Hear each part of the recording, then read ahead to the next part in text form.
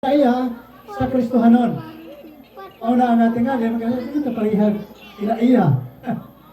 Bisan og pastor na siya, o bisan pag Kristohanon na siya, o itandi nimo sa iban, dili gid magpariha ang kinaiya. Tungod kay lahi ang ato ang tuyo, ang atong katuyuan sa kinabuhi.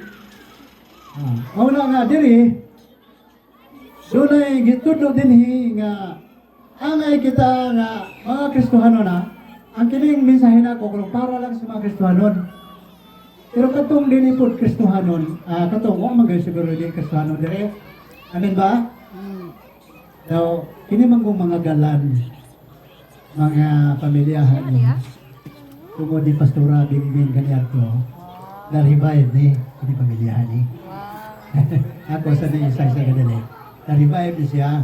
Tungod kay sa panahon na siya nagpastura, kaya akong bayaw si Rudy, namura o bayong-bayong pa niya ako, namura, 17 siguro edad niya ito, kung 16, kung ako masayo.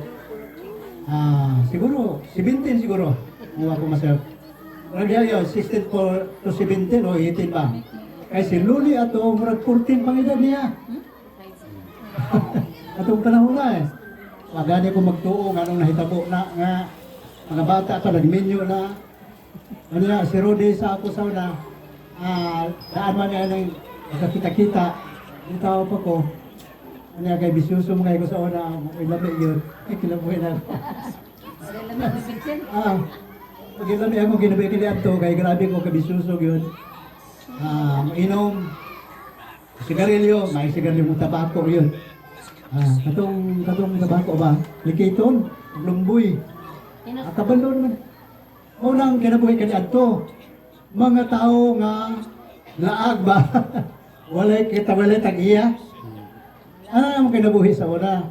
Kunya asa to ikuan, anang asa iinom tuwa. Una siya ang kinabuhi namo sa una. Pero karon gikan pagtawag, pagpili sa Ginoo sa ako, gikan sa ministeryo ni Pastor Bingbing kaniadto. Basta siya lang yun ang nakapukaw ba sa ako ang katulog nga kinabuhi kanang git-git nga kinabuhi.